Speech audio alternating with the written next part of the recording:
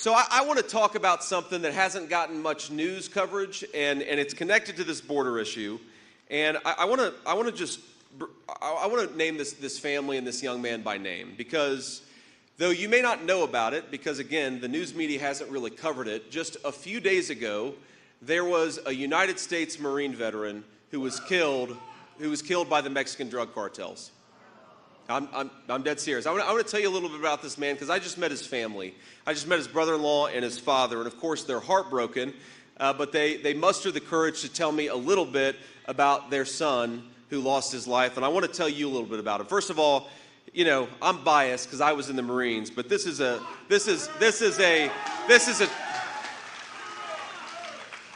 tall, good-looking guy, one of our very best, and his name was Nicholas Douglas Quetz.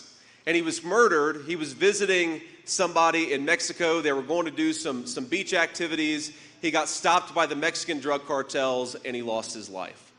And one of the things that we have to appreciate is that what the cartels are doing, my friends, it's not just affecting us north of the border, it's affecting everything north and south of the border.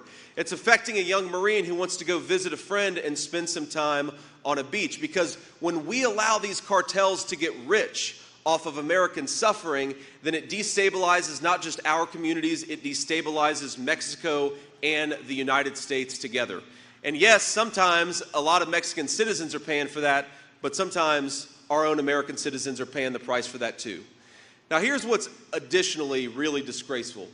This family lost their son I believe 4 days ago. Have they heard from a single elected official? Of course they haven't. Of course they haven't. Because we're led by incompetent people who don't give a damn about American citizens, and that's going to change when Donald Trump is the president of the United States.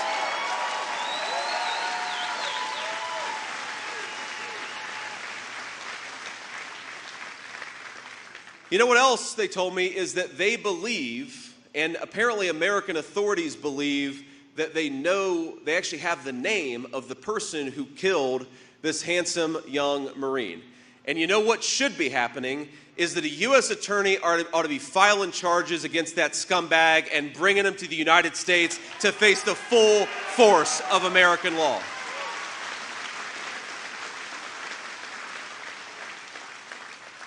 So, gentlemen, I hope to the family of Nicholas, I hope that by talking about this today, we brought some attention to what's going on. But here is my solemn promise to you: while you've been ignored by your own government for the last 4 days in the midst of this unbelievable tragedy, I promise you the Calvary is coming, and when Donald Trump is president, we're going to kick the cartel's asses, and we're going to do it for you and for every person in this room.